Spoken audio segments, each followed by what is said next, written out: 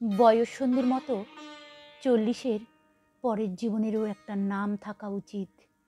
বুড়িও না, আবার ছুড়িও না। অদ্ভুত একটা বয়স। বেশিরভাগ ক্ষেত্রেই এরা সাংসারিক। 15 থেকে 20 বছর ধরে 1 বা 2 সন্তানের মা হলেও মনের ভেতরকার কিশোরীটাকে অবদমনের ক্লান্তিকর প্রচেষ্টা মাত্র। যা পাওয়ার ছিল আর যা পাওয়া হয়নি মনের হিসাব করতে বসে যায়। কতই বা ব্যস্ত থাকা যায় সংসার, বাচ্চা কাচ্চা নিয়ে। দিনের শেষে না পাওয়াগুলো কেমন খোঁচাতে থাকে। দিনের শেষে মনে হয় কেউ থাকুক, কেউ শুনুক মনের সব কথা, কোনো জাজমেন্ট ছাড়া।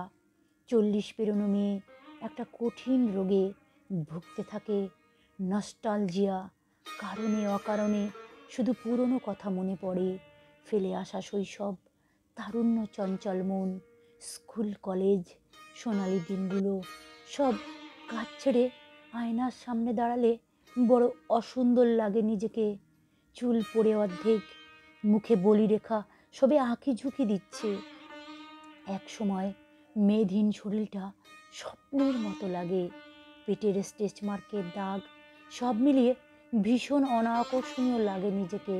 সেই বিষণ্ণতা ঢাকতেই হয়তো শাড়ি গয়নায় মেতে থাকতে চায় মেয়েদের মন। জীবনের অর্ধেকটা পার করে এসে 40 পেরোনো মন দুনির্বার প্রেমের ইচ্ছা জাগে। না, প্রেম করার জন্যে না, মনে হয় কেউ থাকুক, কেউ শুনুক সব কথা। কোনো কারো আকর্ষণের কেন্দ্রবিন্দু হতে মন চায়। মন চায়, পুরনো কাউকে চায় না, পুরনো মানুষটাকে আবার নতুন করে চায়। আবার তার চোখের তারা হয়ে থাকতে বড় স্বাদ হয়।